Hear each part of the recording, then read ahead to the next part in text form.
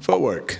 It's one of those details and skills that everyone mentions, but no one can explain. It's out in the open for everyone to see, yet no one notices it. It's the great equalizer of our beautiful sport, allowing players like Luka Doncic and Nikola Jokic to dominate in a league full of world-class athletes. It allows players like Jalen Brunson to have one of the largest impacts nearly every game, even though he's one of the smallest. It's what these three guys have in common and why they're constantly in the GOAT conversation, although footwork is usually the last thing mentioned. And yeah, we just spent the entire budget on that intro, so hope you're happy.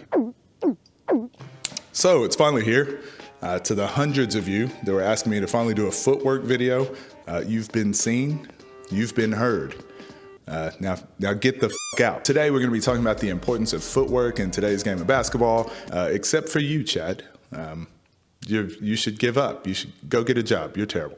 Let's start with the most basic concept for footwork that will lay the foundation for everything you do on a basketball court going forward. One of the most important skills to develop as an offensive player is being able to get exactly where you want to on the court as efficiently as possible. The way I like to show this and test this with every player that I work with is being able to get from the three-point line to the basket in one dribble. Again, this is the most efficient and the best way in my experience, but it's not the only way. The important factor here is being able to take advantage of a defense that's slightly out of position or simply lacks the foot speed to stay in front of you to get by them for incredibly easy scores. This is why I find it incredibly important to teach the onside step, or attacking the defense with your outside foot. Phil Handy and many other coaches teach stepping with your opposite foot. I personally disagree with that. I like teaching stepping with your onside foot, or the outside step. Yes, it's more safe the way they teach it, because with the crossover step, you're using your body to protect the ball. But I'm not trying to be safe here. We're trying to be aggressive and get to the basket. Using the crossover step, a physical defender can push your shoulders away from the basket, which makes it tough to get back facing the basket to go get a layup.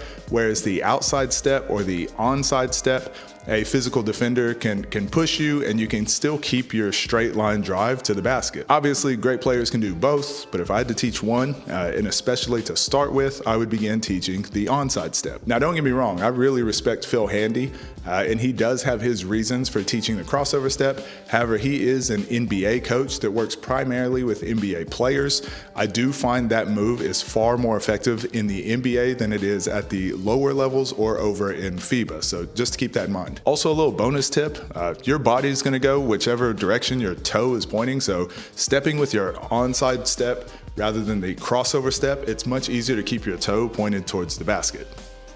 There you go. So what you want to do is step with your onside foot, so your right foot for now, and in slow motion, the ball will hit the ground when my left foot hits the ground. Yes, this is technically a travel, but when you're playing at full speed, all the actions are happening pretty much at the same time. If you are getting called for a travel on this, just make sure you release the ball just slightly quicker. After the dribble, you'll just go into your 1-2 gather step, and you should pretty much be at the backboard. So the only goal is to get your outside foot outside of the defender's outside foot, and technically they should be beat if you've worked on being efficient to the basket. Within that one dribble, they shouldn't have a chance to be able to recover and get back in front of you, and the help side should have very little time to react to their defensive player being beat.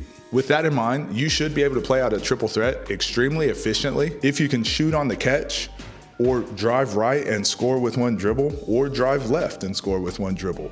It becomes a guessing game for the defense when they're closing out on you, and allows you to always have the advantage, which, if you're trying to be an elite scorer, you need to master. After this is learned, the fun really starts with adding a pump fake drive, a jab step drive, shot fake, jab step, etc. So many moves that you should be nearly impossible to guard from a closeout.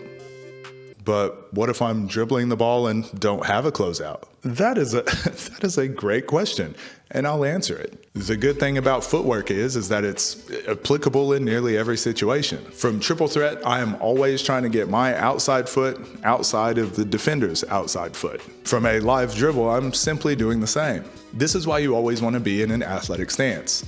Being on balance and dribbling in an athletic stance allows you to explode either left or right past the defense and score, ideally with one dribble.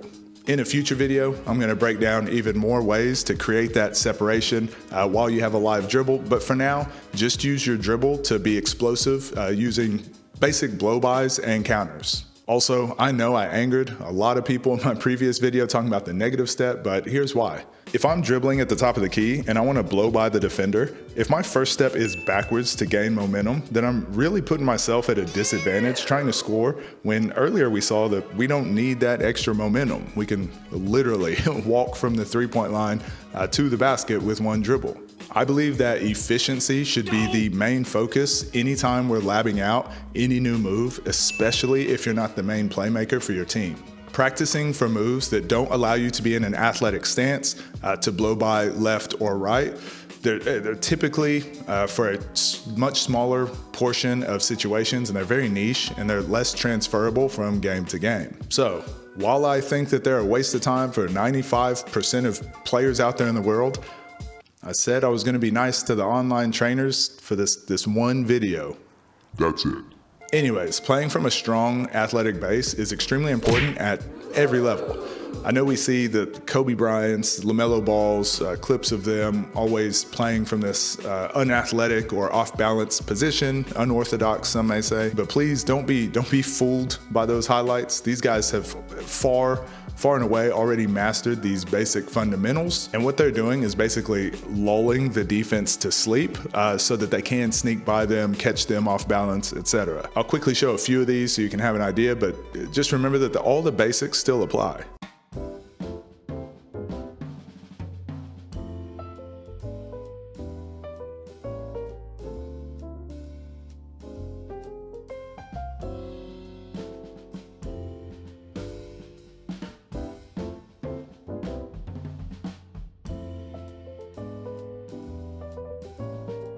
These moves I just showed, they're all very niche, but also very player specific. I wouldn't go out of my way to practice these unless you understand why you need this particular move and exactly how you can apply it to your game. There's often 3 or 4 levels of mind games going on with elite players that cause their moves to be effective. I'm gonna add a very basic footwork workout to the Patreon and to the website over the next few days. And speaking of Patreon, did you know that you could sign up for just $3 a month and get access to asking me individual feedback and questions and things like that? These guys know what I'm talking about.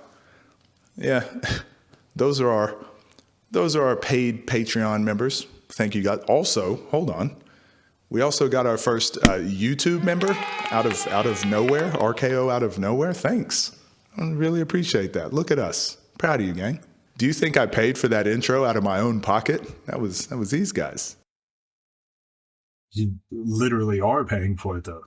Okay, shut up, future editing me. Lastly, I don't know if you've noticed it, but I've slowly been noticing a culture shift in some of the online coaches spaces. There's a little bit more of the fundamentals being taught. So look at us. I'm really proud of you guys for going out there and sharing that, fundamentals is the way to be. It's just so sweet. Anyways, this video is a perfect segue or maybe a follow-up lesson to our first triple threat video we did. So if you haven't watched that one by now, please go check it out. Otherwise, yeah, see you guys in the next one.